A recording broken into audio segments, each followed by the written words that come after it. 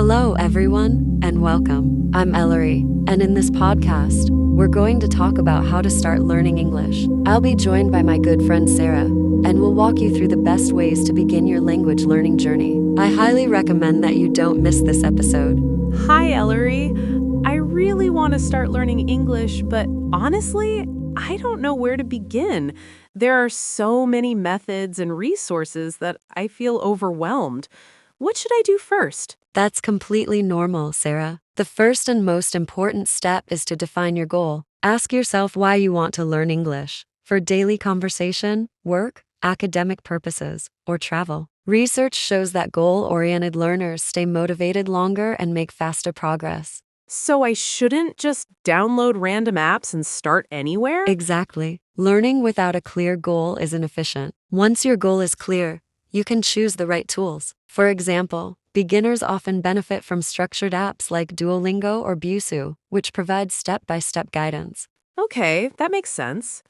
What should I focus on after setting a goal? The next step is consistency and daily exposure. Studies in second language acquisition show that learning a little every day is more effective than studying for long hours once a week. Even 20 to 30 minutes daily can make a big difference. What if someone is really busy and doesn't have much time? That's where flexible resources help. Listening to short podcasts like Esopod, BBC 6-Minute English, or the English we speak during daily routines can significantly improve listening skills without needing extra study time. I've heard that watching videos is also useful. Is that true? Absolutely. Platforms like YouTube offer excellent educational channels such as BBC Learning English, Rachel's English for Pronunciation, and Speak English with Murd. These resources provide real-life language input, which is crucial for natural learning. What about pronunciation?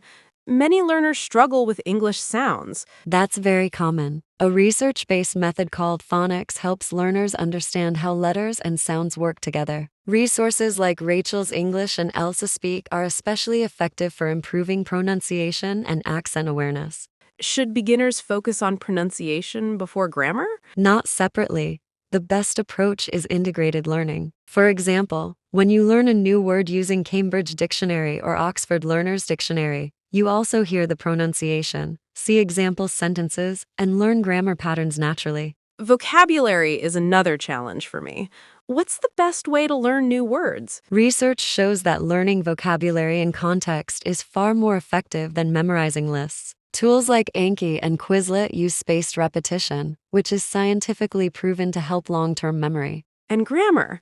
Many learners are afraid of it. Grammar should be learned functionally, not by memorizing rules. Websites like Perfect English Grammar and British Council Learn English explain grammar through examples and real usage, which reduces stress and improves fluency. I'm also scared of speaking and making mistakes. That fear is completely normal, but research clearly shows that speaking regularly, even with mistakes, accelerates learning. Platforms like HelloTalk, Tandem, and Italki allow learners to practice speaking with native speakers or tutors in a supportive environment. So mistakes are actually helpful?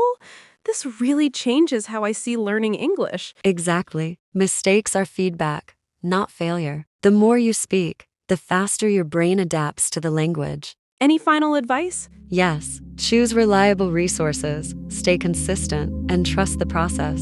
With the right tools and regular practice, progress is inevitable. Thank you so much, my dear friend, and goodbye. Thank you so much to all my dear friends who stayed with us until the end. And a special thank you to my dear Sarah. Until the next video, goodbye.